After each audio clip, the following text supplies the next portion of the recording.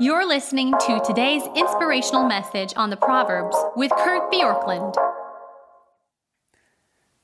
Proverbs 21 gives us some attitudes or perspectives or approaches to this world, this life that we have that can be destructive in our own lives.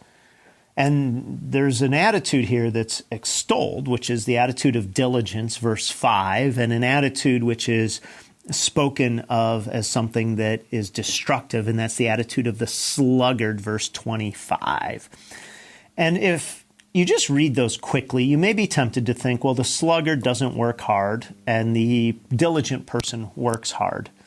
But the word diligence really has a bigger connotation than just somebody who plugs away at something.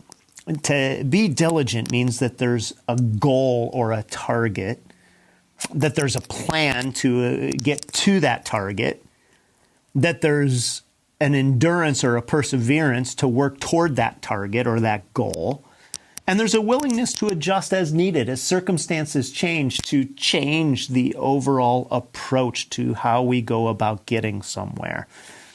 And so the destructive attitude here is really one that says, I don't need to have clarity and perseverance about what it is that I'm trying to achieve or do.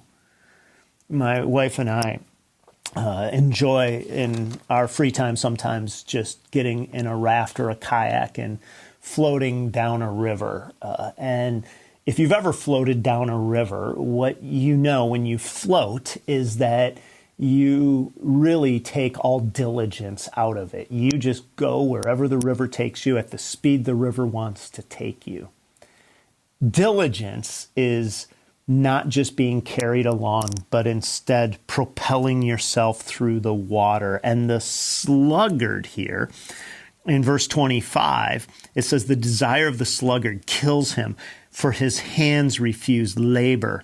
Verse 26, all day long he craves and craves, but the righteous gives and does not hold back. Derek Kidner, and again, his little commentary, excellent commentary on the Proverbs, says, the sluggard lives in his world of wishing, which is his substitute for working. He can neither command himself nor escape himself. I think that's such a well-put way to explain the sluggard, that they substitute wishing for working, for saying, I hope this works, I hope this comes to be, rather than saying, I will pursue diligence. And this proverb says that this kills him.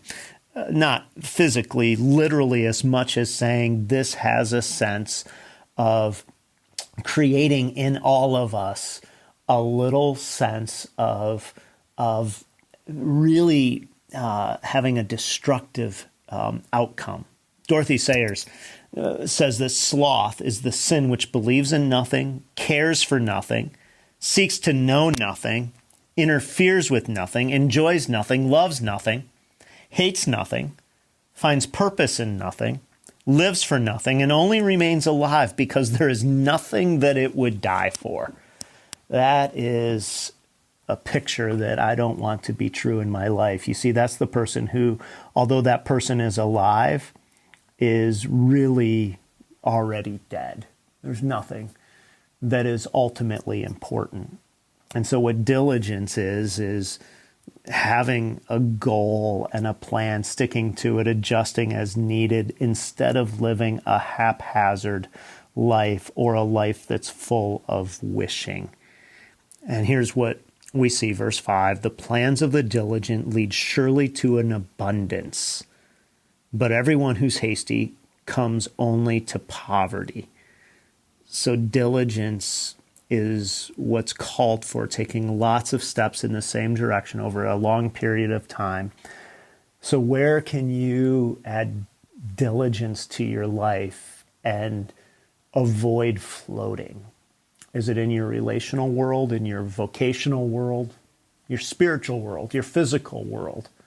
What would it look like to not be haphazard today?